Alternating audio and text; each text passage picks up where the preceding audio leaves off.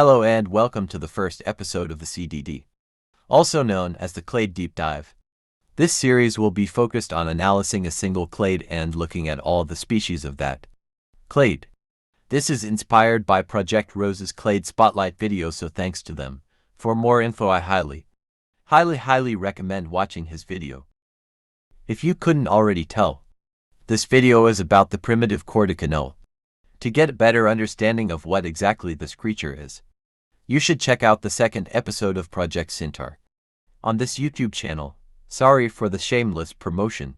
Let's get to some of the species inside this clade.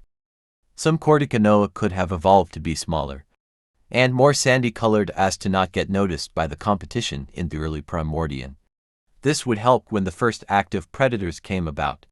As well, this species name is called kordakanoas minimus.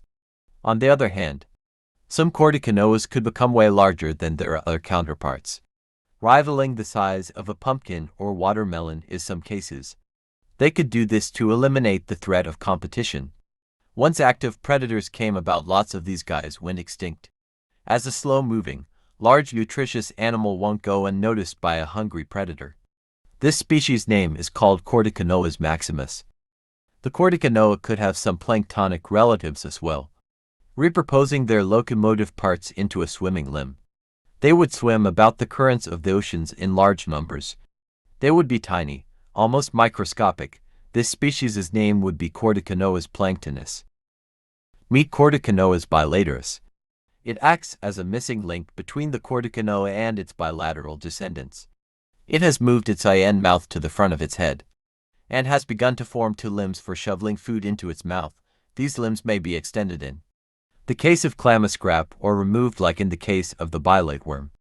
Now let's move on to the fan-made / suggested, but still canon, species. Created by Mr. Platt 2, meet kordakanoas saltus. It has evolved a symbiotic relationship with a gut bacteria that produces gas. The bacteria produces gas which the kordakanoa provides shelter and nutrition. When needing to cross large distances, the animal expels the gas, causing a leap in the air. Due to the advent of active predators, they have learned to stick their needle-like legs under the sand, so when they leap up, it creates a cloud of sandy dust to confuse or even blind the predator. And the final one for today, here is the kordakanoas servitoris. Idea by the pancake wizard.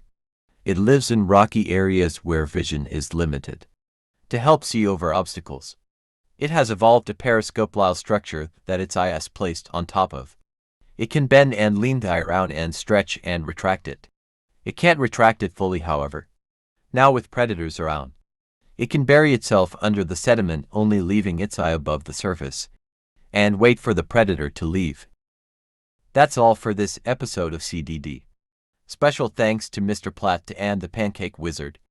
I hope to see you guys in the next episode of Project Syntar or CDD. Goodbye.